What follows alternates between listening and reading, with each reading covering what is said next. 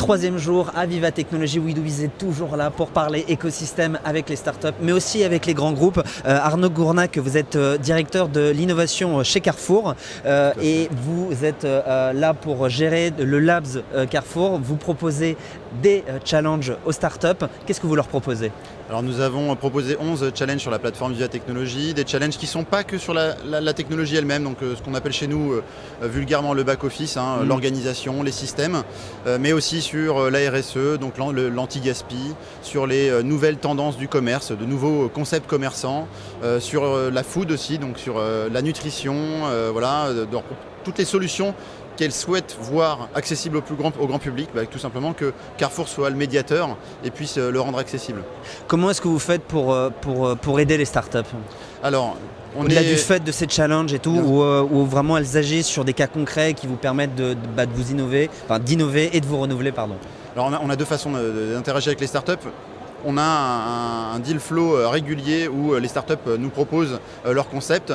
On les fait interagir avec nos équipes internes, donc pour voir si effectivement il y a possibilité de développer des projets ensemble.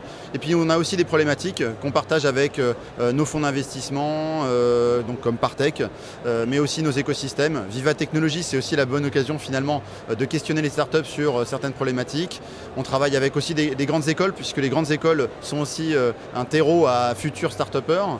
Et donc on les interroge et ils nous proposent là aussi des projets. Dans le concret derrière, dès qu'un projet est POC, donc le concept est validé, on peut envisager un déploiement. Aujourd'hui, la direction innovation de Carrefour est assez jeune, mais on a déjà quelques développements en France, en Espagne. Et l'intérêt du groupe Carrefour, c'est qu'effectivement, un pays peut enrichir un autre pays. Vous commencez en France, vous finissez en Espagne, en Italie, en Belgique, en Chine, voire même au Brésil. Est-ce que vous pouvez nous citer le nom d'une ou plusieurs startups qui vous ont fait progresser chez Carrefour ? Alors typiquement, je vais citer Critizer. Critizer, c'est une... Qu'on a reçu hier. Que vous avez reçu hier, parfait. Alors une société assez magnifique parce que typiquement, nous avions besoin d'enrichir notre relation avec nos clients et surtout leur remonter leurs avis.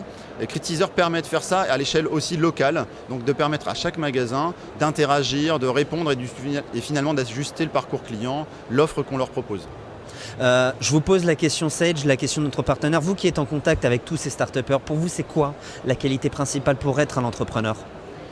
Alors être déterminé. Clairement, c'est pas du tout une route tranquille. Déterminé, d'avoir aussi de l'écoute. Je pense que vis-à-vis d'un grand groupe, être entrepreneur et ne penser qu'à son business model, c'est un peu embêtant pour être financé ou accompagné par des grands groupes. Il faut un peu développer son empathie. Cela dit, il faut savoir où on va, avoir une idée simple et la mener jusqu'au bout. Merci à vous d'être passé par notre plateau. Nous, on continue aujourd'hui à Viva Technologies à parler start-up, à parler écosystème pour développer le futur de la France. Merci à vous et à bientôt. À très vite. Au revoir. Au revoir.